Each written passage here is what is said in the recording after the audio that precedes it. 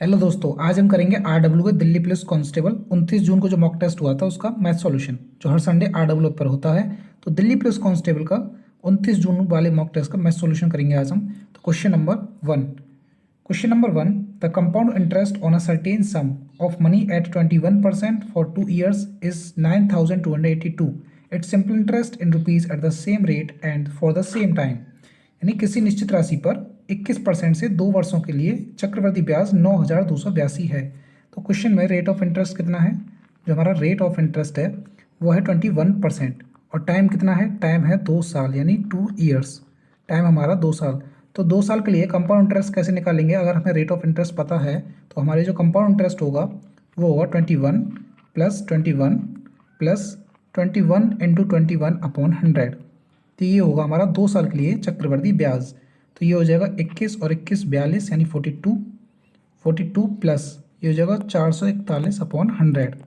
तो ये हो जाएगा 42 प्लस 4.41 यानी 46.41 46.41%। तो ये क्या है हमारा 2 साल के लिए चक्रवृद्धि ब्याज, यानी परसेंट में 46.41% होगा।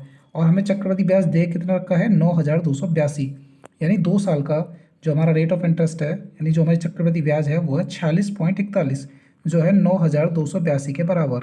तो प्रिंसिपल कितना होता है? 100%। प्रिंसिपल कितना होता है? 100%। तो हमें प्रिंसिपल की वैल्यू हमें बतानी है। ये हमारा 100% क्या है? प्रिंसिपल। तो जो 9282 है, 9282 वो 46.41 की वैल्यू है, यानी वो 2 साल का चक्रवृद्धि ब्याज है। और हमें 100 यानी प्रिंसिपल की वैल्यू बतानी है, तो 100 से मल्टीप्लाई, यहाँ से पॉइंट हटाएंगे, यहाँ 2 जीरो पढ़ाएंगे यानी 100 से मल्टीप्लाई। ये हो जाएगा 2 बार, ये जाएगा 2 टाइम्स, क्योंकि 2 से ऐसे काटेंगे 9282 को, तो ये कटेगा 2 बार और 2 का मल्टीप्लाई करेंगे तो ये हो जाएगा हमारा 20,000। कितना हो जाएगा? 20,000। तो हमारा जो प्रिंसिपल है, हमारा प्रिंसिपल आया 20,000। और हमारा जो क्वेश्चन में रेट दे रखा था वो था 21% और जो टाइम था वो था 2 साल। तो हमें लिखाना क्या है? वो हमें लिखाना है सिंपल इंटरेस्ट, जो क्वेश्चन में बोला है हमसे। क्वेश्चन में क्या बोला था कि it's simple interest at the same time at the same rate and for the same time. तो हमें सिंपल इंटरेस्ट निकालना है। तो एसआई क्या होता है? एसआई का फॉर्मूला होता है पी यानी principal into rate into time upon 100। अभी हमें प्रिंसिपल लिखा रहा था वो कितना आया था? 20,000। और रेट जो क्वेश्चन में दे रखा है 21 इनटू टाइम होगा 2 साल अपॉन 100। तो 0 से 0 कैंसिल, 0 से 0, ये हो जाएगा 200 इंटू 42। तो इसको मल्टीप्लाई करेंगे तो ये हो जाएगा 8,400। तो जो हमारा सिंपल इंटरेस्ट आएगा वो आएगा 8400 यानी 8,400 रुपये। तो इस क्वेश्चन का आंसर हो जाएगा 8,400 रुपये। तो क्वेश्चन नंबर नेक्स्ट करेंगे, क्वेश्चन नंबर सेकंड में हमें सिंप्लीफिकेशन दे रखा है। What is the value of, और सिंप्लीफिकेशन कैसे सॉल्व करते हैं सबको पता होगा, बोर्ड मास रूल लगाएंगे। बोर्ड मास, तो बी से ब्रैकेट यानी सबसे पहले ब्रैकेट सॉल्व करेंगे, फिर ऑफ, फिर डिवीजन, मल्टीप्लीकेशन, एडिशन और सब्ट्रैक्शन। तो 3 ऑफ 24 ये कितना हो जाएगा? ये हो जाएगा 72 डिवाइड 8 इंटू 3 प्लस 4 से 4 में डिवाइड करेंगे 2 का, तो ये हो जाएगा 2 माइनस, और ये 4 इंटू 5 कितना हो जाएगा? 20 अपॉन, नीचे क्या है? ये 36 से डिवाइड करेंगे 12 में, यानी 36 में डिवाइड करेंगे 12 का, तो ये कितना हो जाएगा?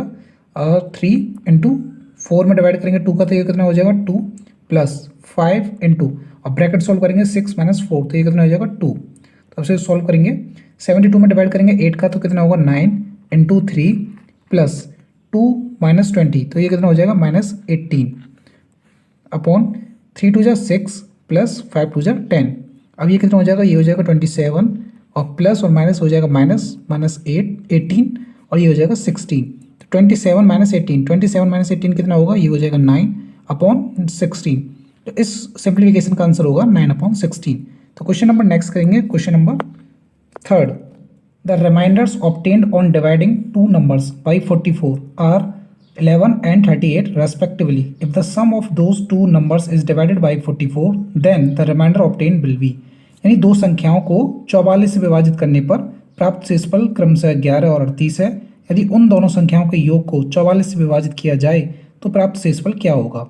यानी इस क्वेश्चन को हम कैसे करेंगे? इसका एक लॉन्ग मेथड है, लेकिन हम इसे करेंगे शॉर्ट ट्रिक से। और शॉर्ट ट्रिक क्या है? हमें नहीं पता वो कौन से 2 नंबर हैं जिसे 44 से डिवाइड करने पर रिमाइंडर 11 और 38 यानी रिमाइंडर 11 और 38 बचता है। तो हमें जब नंबर्स नहीं पता होते तो शॉर्ट ट्रिक क्या है? जो रिमाइंडर्स होते हैं उन्हीं को नंबर हम मान लेते हैं, उन्हीं को नंबर मान लेते हैं। तो नंबर 1 जो हमारा पहला नंबर होगा, नंबर 1 वो हो जाएगा 11, और नंबर 2 जो होगा हमारा वो हो जाएगा 38। तो इन्हीं को शॉर्ट ट्रिक क्या है हमारी कि जो रिमाइंडर होते हैं उन्हीं को हम नंबर्स मान लेते हैं। If the sum of those two numbers, अब हमारे पास दोनों नंबर आ गए, तो इन दोनों का सम कितना होगा 11 प्लस 38, तो ये हो जाएगा 8 1 9 और 3 4, ये हो जाएगा 49। If the sum of those two numbers, यानी इन दोनों यानी उन दोनों संख्याओं के योग को 44 से विभाजित किया जाए। अब 49 को हम 44 से यानी 44 से डिवाइड करेंगे, तो 44 बन जाए 44, तो रिमाइंडर कितना आएगा 5। तो यही हमसे पूछा है, तो प्राप्त शेषफल क्या होगा, यानी then the remainder obtain will be, remainder कितना होगा तो वो होगा 5। तो इस क्वेश्चन का आंसर हो जाएगा 5। तो जो हमारे पास रिमाइंडर आया तो वो आया 5, वो कितना आया 5। तो ये क्वेश्चन बहुत ईजी था। इसमें क्या करते हैं हम शॉर्ट ट्रिक से करेंगे इसे, जो नंबर 1 है और नंबर 2 यानी जितने भी नंबर हैं जो रिमाइंडर आता है उन्हीं को नंबर मान लेते हैं। तो नंबर पहला नंबर कौन सा होगा 11 और दूसरा होगा 38, तो जो रिमाइंडर आए उसी को नंबर मान लेते हैं और फिर डायरेक्ट हम क्वेश्चन को सॉल्व कर लेंगे, क्योंकि हमसे पूछा है सम ऑफ दोज टू नंबर्स। तो सम करेंगे इसका 49 आएगा, डिवाइड करके देख लेंगे, तो जो रिमाइंडर आया वही इसका आंसर हो जाएगा। तो question number next, question number 4, the average of 5 consecutive odd numbers is 33. What will be the product of the smallest and the largest of these 5 numbers? यानी 5 क्रमांगत विषम संख्याओं का औसत 33 है। इन पांचों संख्याओं में से सबसे छोटी और सबसे बड़ी संख्या का गुणनफल क्या होगा? तो सबसे पहले 5 consecutive यानी 5 लगातार, 5 consecutive odd numbers क्या होंगे? तो 5 लगातार ओड नंबर्स हम मानेंगे। पहला x, दूसरा x+2, तीसरा x+4, चौथा x+6 और पांचवा x+8। अब इन सब का औसत यानी एवरेज, तो एवरेज कैसे निकालते हैं, इन सब का सम करेंगे, x + x+2 + x+4 + x+6 and x+8, इन सब का औसत। तो औसत कैसे निकालते हैं, सम ऑफ नंबर्स अपन टोटल नंबर्स, कितनी संख्याएं ये 1 2 3 4 5, तो 5। अब एवरेज कितना दे रखा है हमें 33, तो इन सब का जो सम होगा ये 1 2 3 4 5, तो ये कितना हो गया 5x प्लस ये 2 और 4 6, 6 और 6 12 और 12 और 8 20, तो 5x प्लस 20 इक्वल हो जाएगा ये 5, इधर क्रॉस मल्टीप्लिकेशन करेंगे तो ये हो जाएगा 5 3 जा 15, 5 3 जा 15 और 16, तो ये हो जाएगा 5x इक्वल 165 माइनस 20। तो इसे सॉल्व करेंगे इधर, तो ये हो जाएगा 5x इक्वल 165 में से 20 जाएंगे तो ये कितना बचेगा 145। तो x इक्वल 5 2 जा 10 और 5 9 जा 45, तो x की वैल्यू कितनी आई 29, यानी सबसे छोटी विषम संख्या कौन सी है 29, सबसे बड़ी 29 + 8। तो सबसे छोटी क्या है x और सबसे बड़ी कौन सी थी x + 8, तो x की वैल्यू कितनी आई 29 और ये कितनी हो जाएगी 29 + 8। तो इन दोनों का क्या पूछा हमसे गुणनफल यानी मल्टीप्लाई, तो 29 इंटू ये हो जाएगा 37, इन दोनों का मल्टीप्लाई करेंगे तो आएगा हमारे पास 1073। तो इस क्वेश्चन का आंसर हो जाएगा 1073 यानी 1073। तो question number next, question number 5, in how many years will the simple interest on a sum of money be equal to the principal at 12 whole 2/4% per annum. यानी हमें क्वेश्चन में दे रखा है SI इक्वल प्रिंसिपल है और rate जो है rate of interest वो 12 होल 2/4%, यानी इसे फ्रैक्शन में कन्वर्ट करेंगे तो ये हो जाएगा 50/4%। इसमें SI यानी सिंपल इंटरेस्ट जो है वह प्रिंसिपल के बराबर, तो हमसे टाइम पूछा है यानी कितने टाइम में ये SI प्रिंसिपल के बराबर हो जाएगी। यानी एक धनराशि का साधारण ब्याज 12 होल 2/4% वार्षिक दर पर कितने वर्षों में मूलधन के बराबर हो जाएगा। यानी जो SI है यानी धनराशि का साधारण ब्याज जो है वो प्रिंसिपल के बराबर हो जाएगा कितने वर्षों में यानी टाइम।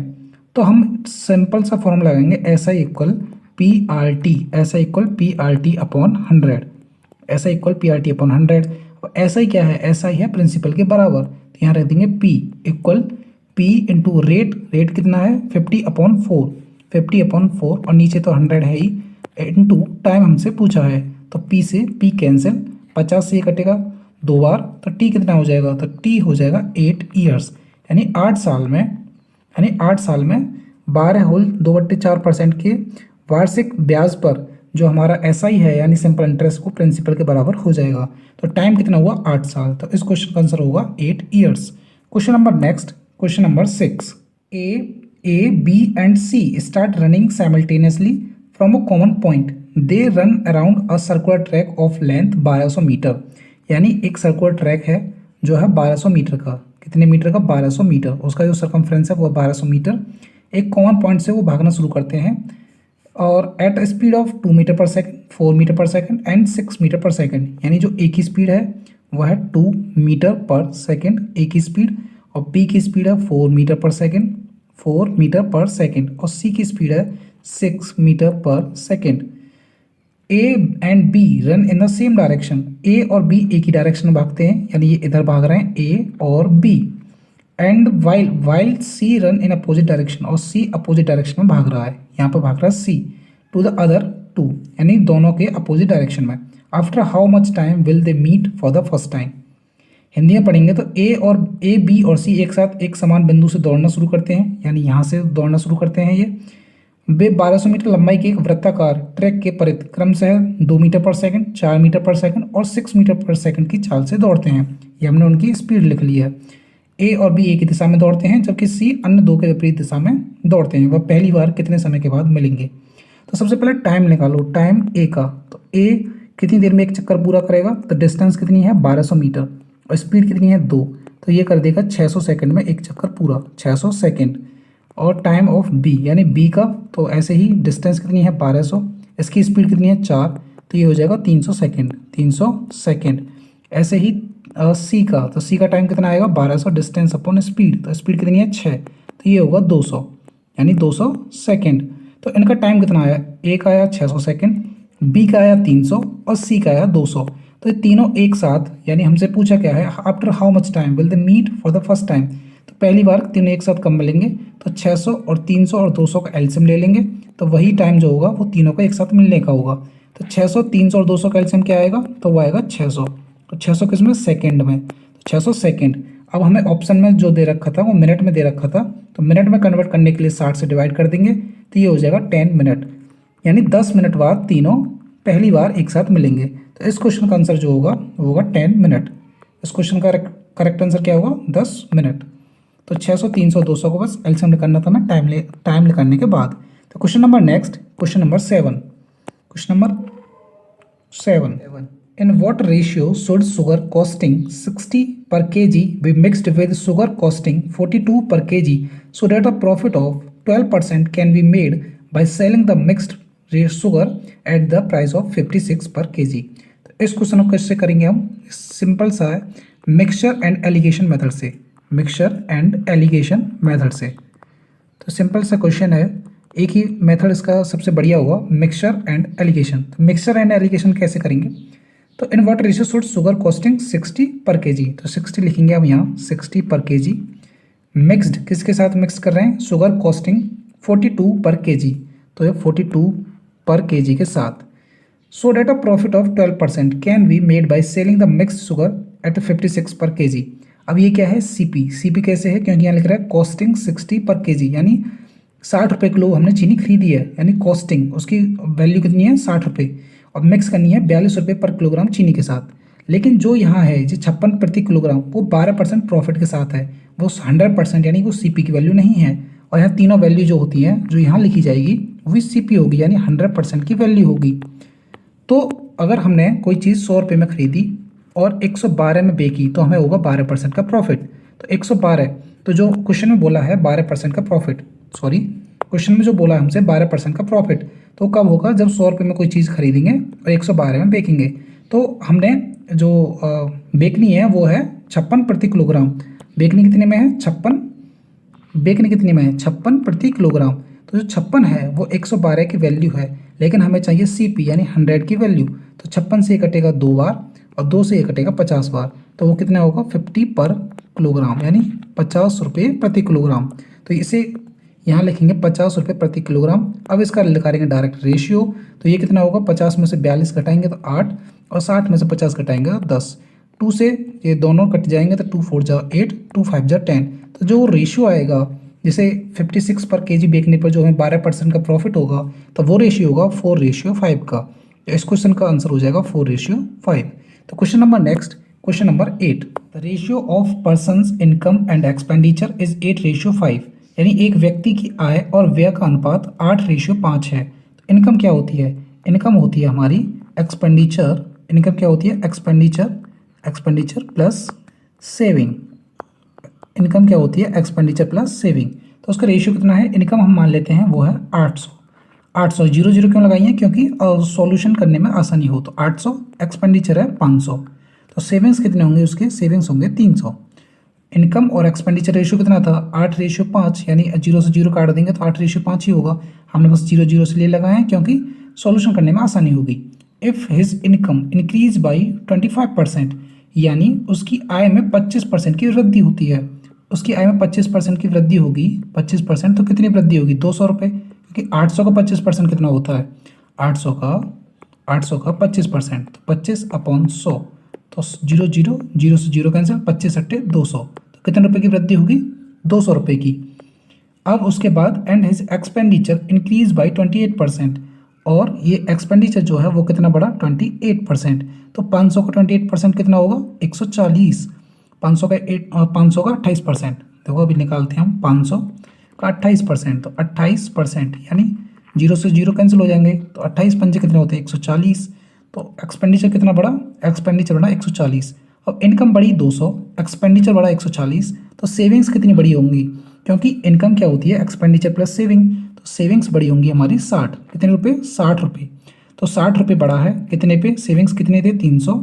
इंटू परसेंटेज में मल्टीप्लाई करने का करेंगे 100, जीरो से जीरो कैंसिल, जीरो से जीरो कैंसिल, 3 से ये कट जाएगा 20 टाइम्स, तो कितने बड़ी? 20%। हमारी सेविंग्स कितनी बड़ी? 20%। तो question number next, question number 9। What is the sum of all natural numbers between 1 to 200 which are multiples of 5? यानी 1 से 200 के मध्य आने वाली सभी प्राकृतिक संख्याओं जो 5 का गुणज है उनका योग क्या है? यानी 1 से 200 तक, 1 से 200 तक जो जो 5 के मल्टीपल हैं, 5 का मल्टीपल क्या होगा? पहला तो 5 ही होगा, फिर होगा 10, फिर होगा 15, फिर होगा 20, और लास्ट कौन सा होगा? लास्ट होगा 195। 200 भी तो हो सकता है, 200 इसलिए नहीं होगा, ये 5 का मल्टीपल तो है, लेकिन हमें पूछा है 1 से 200 के बीच, तो 195 ही होगा। 195 जो है 1 से और 200 के बीच में है। 200 हम नहीं लेंगे क्योंकि हमसे पूछा है बिटवीन। अब ये कितने टर्म हैं? तो अगर हम इसे लिखें 5 1 जा 5, इसे लिखें 5 2 जा 10, इसे लिखें 5 3 जा 15, तो इसे लिखेंगे 5 and 2, तो 5 3 जा 15 और 5 9 जा 45।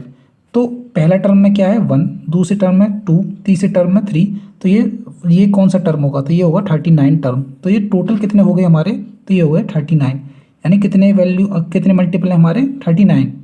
टोटल नंबर्स कितने हैं? 39। अब इनका सम कैसे करेंगे? सम का फॉर्मूला होता है, अगर कोई एपी में हो, एपी यानी डिफरेंस सेम हो, इन दोनों का डिफरेंस कितना है? 5, इन दोनों का डिफरेंस कितना है? 5, इन दोनों का डिफरेंस कितना है? 5, तो डी की वैल्यू कितनी आई? डी की वैल्यू आई 5। जब डिफरेंस सेम होता है तो वो एपी में होते हैं, और एपी में होते हैं तो उनका फॉर्मूला क्या होता है? फॉर्मूला होता है एस एन, यानी सम ऑफ नेचुरल नंबर, यानी सम ऑफ नंबर्स, तो वो होता है n/2। n क्या होता है? टोटल नंबर्स, n/2, ब्रैकेट में a प्लस एल, ब्रैकेट में a प्लस एल, और यहाँ होता है मल्टीप्लाई। तो n क्या है? n है टोटल नंबर्स। अभी हमें पता लगाया टोटल नंबर्स कितने हैं? 39। तो इसे फॉर्मूला में रखेंगे तो ये हो जाएगा 39/2, ब्रैकेट a यानी फर्स्ट नंबर, फर्स्ट नंबर क्या है हमारा? 5 प्लस एल लास्ट टर्म, और लास्ट टर्म कौन सा था? 195, तो ये हो जाएगा 195। इसे सॉल्व करेंगे तो ये हो जाएगा 39/2 और 5 प्लस 195, यानी 5 और 195 जोड़ के कितना आएगा? 200, और ये किस में था? मल्टीप्लाई में, 2 से कटेगा 100 बार, तो ये हो जाएगा इसका सम 3900। तो 1 से 200 के बीच 5 के मल्टीपल्स का सम कितना होगा? 3900, यानी 3900। तो क्वेश्चन नंबर नेक्स्ट करेंगे, question number 10. After offering 3 successive discounts of 10%, 5% and 4% respectively on the mark price of an article, it was sold for 98,496. What was the mark price of the article? यानी एक वस्तु के अंकित मूल्य पर क्रमशः 10%, 5% और 4% के 3 क्रमागत छूट प्रदान करने के बाद इसे 98,496 में बेच दिया गया। इस वस्तु का अंकित मूल्य क्या था? तो यानी मार्क प्राइस एमपी को हमने मान लिया एक्स, कितना था? एक्स। तो एक्स पर कितने परसेंट की छूट मिली? पहले 10% की, यानी 90/100 में वो बेचा गया होगा। फिर लेकिन एक छूट नहीं थी, वो 3 क्रमागत छूट, यानी 5% तो ये 95/100, 95/100, और लास्ट 4% तो 96/100। तो ये कितने में बेचा गया? ये बेचा गया 98,496 में, 98,496। ये 16 से कट जाएगा, 16 6 96, और ये 16 से कटेगा 6 1, और ये जाएगा 5 और 6 बार।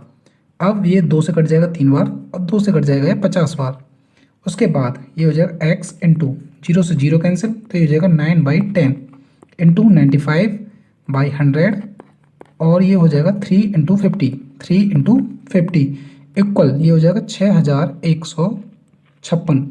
अब ये 19 से कटेगा, 19 5 जा 95, और 19 से ये कटेगा 3 2 4 यानी 324 बार, और 5 से ये कट जाएगा 10 बार, 5 से ये कटेगा 10 बार, और 9 30 27, और 27 से कटेगा 27 से कम 27, और ये 12 बार, ये कितनी बार कटेगा? 12 बार।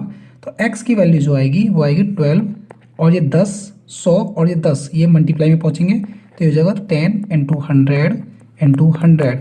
तो इसकी जो x की जो वैल्यू होगी वो होगी 1,20,000, 1,20,000।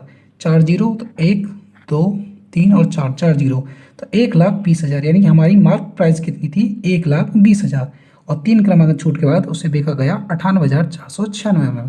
तो उसकी वैल्यू कितनी हो जाएगी? 1,20,000। तो question number next, question number 11। If the third proportional to 8 and 20 is p, third proportional, तो थर्ड प्रोपोर्शनल निकालेंगे सबसे पहले। थर्ड प्रोपोर्शनल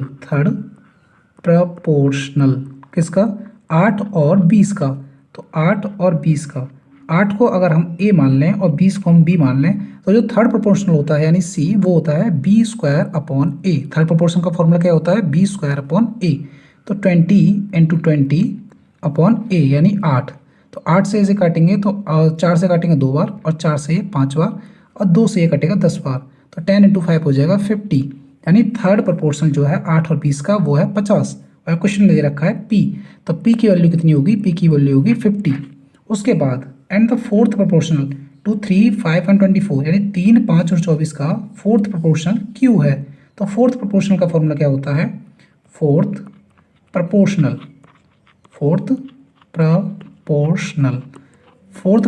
अगर हमें 3 संख्या दे रखी हैं a b और c, तो फोर्थ प्रोपोर्शनल होगा b इंटू c/a, यानी a की जगह है 3, b की जगह 5 और c की जगह 24। तो फोर्थ प्रोपोर्शनल जो होगा वो होगा 24 इंटू 5/3। तो 3 से कटेगा 8 टाइम्स, तो ये हो जाएगा 40 यानी 40 क्या है? q की वैल्यू। तो find the value of 2p plus q, हमें लगानी है 2p प्लस q की वैल्यू, जिसमें हमें p की वैल्यू कितनी आई? 50, और q की वैल्यू कितनी आई? 40। तो इसमें इक्वेशन में रख देंगे, तो ये हो जाएगा 2 इंटू p की वैल्यू 50 प्लस q की वैल्यू 40, तो ये हो जाएगा 100 प्लस 40, तो हमारा आंसर हो जाएगा 140। तो क्वेश्चन नंबर 11 का आंसर क्या होगा? 140। तो question number next, question number 12।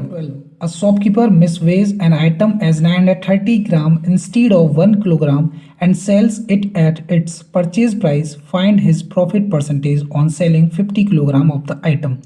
यानी एक दुकानदार एक वस्तु का 1 किलोग्राम के स्थान पर 930 ग्राम का गलत तोल करता है। यानी क्वांटिटी हम लिखेंगे सबसे पहले, क्वांटिटी यानी 1000 ग्राम की जगह वो 930 ग्राम देता है। कितने देता है? 930 ग्राम।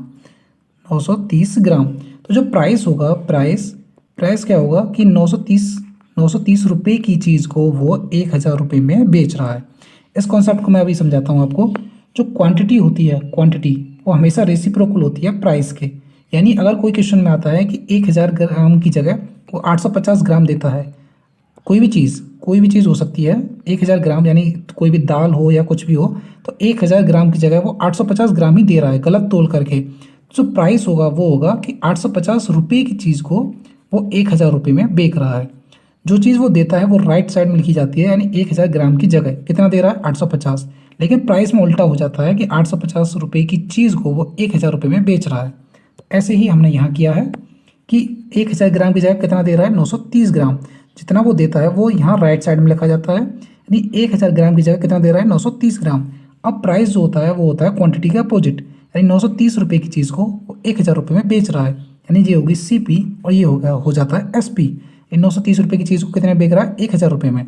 तो हमारा प्रॉफिट परसेंटेज कितना होगा, तो प्रॉफिट होगा हमारा 70 रुपये का, S P minus C P, तो वो होगा 70 रुपये का। कितने पे, सी पी पे होता है प्रॉफिट, तो 930 इंटू 100, तो जीरो से जीरो कैंसिल, ये हो जाएगा हमारा 700 अपॉन 93 यानी 93। तो इसको सॉल्व करेंगे तो ये होगा 7 होल 49 अपॉन 93%। और जो हमारे क्वेश्चन में लिखा है 15 किलोग्राम, वो 1 किलोग्राम पे हो या 15 पे हो या 20 पे हो या 100 किलोग्राम पे हो, कितने भी किलोग्राम से कोई फर्क नहीं पड़ता प्रॉफिट परसेंटेज में। प्रॉफिट परसेंटेज इतना ही आएगा। तो 15 किलोग्राम की वैल्यू, यहाँ 15 किलोग्राम का कोई वैल्यू नहीं है। तो हमारा आंसर क्या होगा, 7 होल 49 अपॉन 93%। बस इतना याद रखना है कि 1000 ग्राम की जगह वो कितना दे रहा है वो राइट साइड में लिखा जाएगा।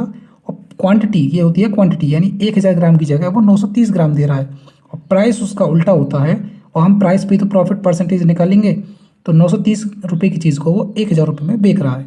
तो question number next, question number 13, what is the sum of the digit of the smallest number which when divided by 15, 18 and 16 leaves remainder 9, in each case is divisible by 11। यानी उस छोटी से छोटी संख्या के अंकों का योग क्या होगा जिसे 15, 18 और 36 से विभाजित करने पर प्रत्येक स्थिति में 9 यानी 9 शेष बचे और वह 11 से विभाज्य हो। तो इस क्वेश्चन को कैसे करेंगे हम, सबसे पहले 15, 18 और 36 इसका लेंगे हम एलसीएम। तो जो एलसीएम लेंगे वो होगा 180। अगर हम 180 में 9 जोड़ दें 9, तो वो होगा 189। अब 189 वो ऐसी छोटी से छोटी संख्या है जो 15, 18 और 36 से विभाज्य करने पर, यानी अगर 15, 18 और 36 को डिवाइड करेंगे 189 में, तो प्रत्येक स्थिति में शेषफल कितना होगा 9, क्योंकि इनका एलसीएम कितना था 180। तो 180 तो पूरा डिवाइड हो जाता, लेकिन हमने इसमें 9 जोड़ दिया, तो इसमें क्या होगा 9 बचेगा रिमाइंडर। लेकिन क्या ये 11 से डिवाइड होता है, तो ये 11 से डिवाइड नहीं होता, तो हमारी ये संख्या नहीं है। अब हमें ऐसी संख्या ढूंढनी है जिसमें 15, 18, 36 से डिवाइड करने पर 9 रिमाइंडर बचे और वो 11 से भी डिवाइड हो। तो इसका फॉर्मूला क्या होता है, 180 यानी जितना एलसीएम आएगा वो इंटू एन, यानी 180 का हमें मल्टीपल ढूंढना होगा, प्लस जितना रिमाइंडर बचेगा यानी 9 अपॉन 11, यानी 11 से डिवाइड होना चाहिए। अब हमें एन की जगह 1 रख के देखना होगा, 2 रख के देखना होगा, 3 रख के देखना होगा। तो ऐसे अगर हम 2 रखेंगे तो 180 इंटू 2 प्लस 9 अपॉन 11, तो ये हो जाएगा 360 और 9 369 अपॉन 11, तो 11। तो ये इससे डिवाइड नहीं होगा 11 से, तो अब हमें एन की जगह 3 रखना होगा। ऐसे ही 180 एन प्लस 9 अपॉन 11, तो जब 180 और एन की जगह हम रखेंगे 3 प्लस 9 अपॉन 11, तो ये हो जाएगा 549 अपॉन 11। अब भी ये 11 से डिवाइड नहीं हो रहा, तो हम एन की जगह रखेंगे 4, ऐसे ही 5, लेकिन जब हम 6 रखेंगे 180 इंटू एन की जगह 6 प्लस 9 अपॉन 11, तो ये हो जाएगा 1089 अपॉन 11। अब ये ऐसी संख्या आएगी छोटी से छोटी जिसे 15, 18 और 36 से डिवाइड करने पर 9 रिमाइंडर आएगा, और 11 से ये पूरी डिवाइड हो जाएगी, क्योंकि 11 9 से 99, 9 रिमाइंडर बचेगा 99, 9 टाइम्स, तो ये 99 टाइम्स कट जाएगी। तो यही है हमारी सबसे छोटी संख्या 1089। ये ऐसी संख्या है जो 15, 18 और 36 से डिवाइड करने पर 9 रिमाइंडर देगी और 11 से पूरी डिवाइड होगी। अब हमसे पूछा क्या था, हमसे पूछा था कि एन डिविजिबल बाई 11, तो what is the sum of the digit, हमसे पूछा था डिजिट का सम क्या होगा, यानी 1089 का सम। तो 1 प्लस 0 प्लस 8 प्लस 9, तो इसका सम कितना होगा, तो इसका सम होगा 18। तो इस क्वेश्चन का आंसर हो जाएगा 18। तो question number next, question number 14, what will be the height of a trapezium whose sum of length of parallel sides is 9.5 cm and area is 57 cm square। तो जो एरिया है ट्रेपेजियम का, area of trapezium, तो वो कितना है, वो है 57 centimetre square, 57 centimetre square. Area of trapezium होता क्या है, तो एरिया ऑफ ट्रेपेजियम होता है half into sum of parallel side, sum of parallel, जो पैरेलल का साइन है parallel sides, sum of parallel sides into height, और जो हमें दे रखा है 57, कितना दे रखा है 57, तो half sum of parallel side, हमें क्वेश्चन में कितना दे रखा है length of parallel side, sum of length of parallel side कितना है 9.5, तो सम ऑफ पैरेलल साइड कितना है 9.5 इक्वल, ये हो जाएगा 57। अब 9.5 या पॉइंट हटाएंगे, जीरो लगाएंगे, तो 19 से ये कटेगा 5 टाइम्स और 19 से कटेगा 3 टाइम्स, तो ये 5 से कटेगा 2 टाइम्स, तो इंटू ये इंटू हाइट है यहाँ पर, तो हाइट इक्वल हो जाएगा 3, और ये दोनों डिवाइड में है, उधर जाएंगे मल्टीप्लाई में, 3 इंटू 2 इंटू 2, यानी हाइट इक्वल हो जाएगी 3 इंटू 4 यानी 12 सेंटीमीटर। कितना आएगा? 12 सेंटीमीटर। तो इस क्वेश्चन का आंसर हो जाएगा 12 सेंटीमीटर। क्वेश्चन नंबर नेक्स्ट जो है हमारा last question, question number 15। B और सी, ए बी और सी किसी काम को 4 दिन में करते हैं, यानी ए प्लस बी प्लस सी किसी काम को 4 दिन में करते हैं। ए तथा सी एक साथ उस काम को 4.5 दिन में करते हैं, यानी ए प्लस सी उस काम को 4.5 को अगर हम लिखें फ्रैक्शन में तो कितना होगा? 4.5, पॉइंट हटाएंगे, 0 लगाएंगे, 5 से 5 9 45, 5 से 2 तो 9/2, यहाँ पे कितना आएगा? 9/2 तथा बी और सी मिलकर उस काम को 12 दिनों में करते हैं। बी और सी उस काम को मिलकर 12 दिनों में करते हैं, तो सी अकेला उस काम को कितने दिन में कर सकता है? तो इनका 4, 9/2 और 12 को एलसीएम लेंगे। फ्रैक्शन को देख के घबराना नहीं है, केवल हमें देखना है ऊपरली संख्या यानी न्यूमिनेटर। तो 4 और 9 और 12, 4 और 9 और 12 का एलसीएम होगा 36। तो 4 से कितनी बार जाएगा? या 9 टाइम्स, और 36 से में डिवाइड करेंगे 9/2 का, यानी 36 में डिवाइड करना है 9/2 का, तो 9/2, तो 9 चौक 36 और 2 ऊपर चला जाएगा तो 4 इंटू 2 यानी ये हो जाएगा 8। कितना हो जाएगा? ये हो जाएगा 8, तो यहाँ आएगा 8 और 12 से काटेंगे तो ये हो जाएगा 3। अब a प्लस बी प्लस सी की इफिशियंसी कितनी है? 9, और b प्लस सी की कितनी है? 3, तो a की कितनी होगी? तो a प्लस बी प्लस सी कितनी है? 3 इक्वल 9, तो a की कितनी होगी? a की होगी 6, a की कितनी होगी? 6। अब a प्लस बी प्लस सी की इफिशियंसी कितनी थी? 9, और a और c की कितनी है? a और c की देखेंगे यहाँ से, a और c की इफिशियंसी कितनी है? 8, तो a और c की कितनी है? 8, तो b की कितनी होगी? a और c की है 8, तो b की होगी 1, b की कितनी होगी? 1। अब दोबारा से इस इक्वेशन को करेंगे हम, a plus B plus C equal 9। a की हमें पता चली अभी, a की इफिशियंसी कितनी थी? a की इफिशियंसी थी 6, a की इफिशियंसी कितनी थी? 6। b की इफिशियंसी कितनी आई है? 1 प्लस c इक्वल 9, तो c की इफिशियंसी कितनी होगी? 9 माइनस 7, 6 प्लस 1 7, तो c की इफिशियंसी होगी 2। c की इफिशियंसी कितनी होगी? 2, यानी c एक दिन में कितना कार्य करता है? 2 काम करता है, तो ये होता है इफिशियंसी का मतलब। और टोटल काम कितना था? टोटल वर्क था हमारा 36, और c की इफिशियंसी कितनी आई? 2, तो टोटल दिन कितने लगेंगे? से जो डेज लगेंगे वो होंगे 36/2, यानी 18 दिन। कितने दिन लगेंगे? 18 डेज। तो ये था हमारा लास्ट क्वेश्चन। अब मिलते हैं अगले मॉक टेस्ट के सॉल्यूशन में, तब तक के लिए धन्यवाद।